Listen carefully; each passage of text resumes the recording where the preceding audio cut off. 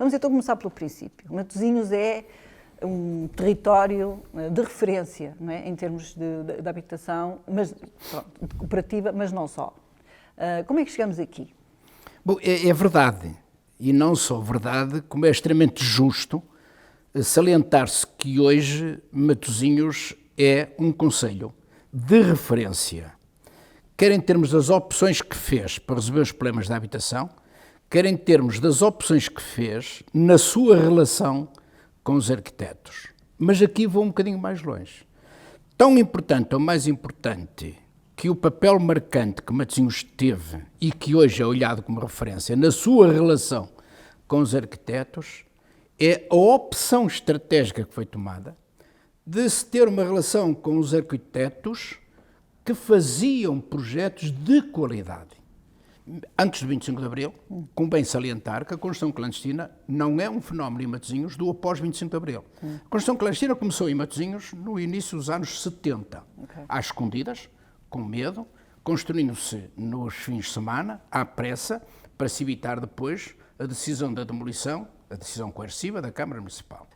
Com 3 anos de aprendizagem, consideramos que era a altura, início da década de 80, a partir do início do segundo mandato, de olharmos Matosinhos numa perspectiva de futuro. E há uma coisa que percebemos logo no início, é que o poder autárquico, por si só, não conseguia, não tinha condições mínimas para resolver os problemas tremendos, absolutamente tremendos, que enfrentávamos.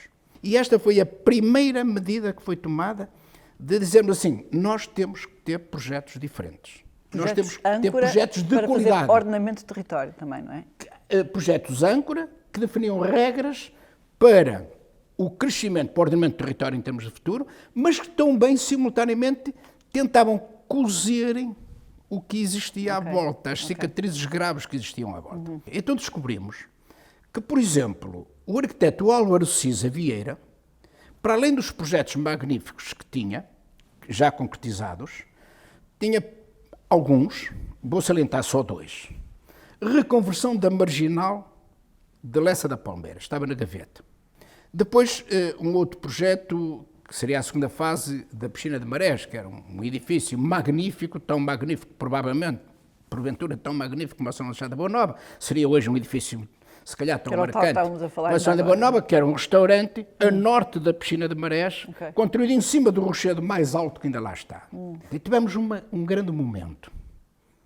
O grande momento foi o edifício dos Passos Concelho. Hoje, 40 anos depois, todos dizemos bem do edifício dos Passos Concelho. Todos reconhecemos que é uma marca. E foi assim que se foi construindo cidade, e foi assim que se foi avançando. Depois passámos para a habitação. Nós estamos a falar de uma época em que tínhamos 5.000 famílias a ver em barracas e em ilhas. E nós percebemos que também era através do movimento cooperativo, que na altura é incipiente, estava a surgir, que se resolvia o problema da habitação. De que maneira? Criando condições para aquilo que eu chamava a poupança forçada. Isto é, as pessoas tinham a sua casa, pagavam um aluguer, mais baixo ou menos baixo, e depois pagavam uma cota na sua cooperativa para poderem ter acesso a uma habitação, passados 2, 3, 4, às vezes 5 anos. Sim, sim. Mas a verdade é que chegavam lá. E é este legado que o Matosinhos deixa em termos de futuro. E eu estou a falar não em termos teóricos, estou a falar factualmente. Repare, os primeiros prémios de uma determinada época, sobretudo, vou falar só no movimento cooperativo, foram ganhos por Matosinhos. Eu vou apontar apenas alguns, cometendo, tenho a certeza, a injustiça de não os referir todos, mas paciência. Olha, o Complexo Habitacional Social de Lessa da Palmeira, da autoria da Paula Petis, ganhou o primeiro prémio do INH. O Correia Fernandes, com um complexo habitacional de habitação social, o da Paula Petis também era de habitação social, era da iniciativa da autarquia local. Em São Bento em Festa, primeiro prémio. Olha, este complexo de habitação entre Matosinhos e Guifões, da autoria do Luís Miranda, do arquiteto Luís Miranda, ganhou um primeiro prémio. Aqueles complexos de habitação social, junto ao Estado do Mar, do João Rocha, que já faleceu, que lhe presta uma homenagem, ganhou o primeiro prémio. O que é que eu estou a dizer com isto?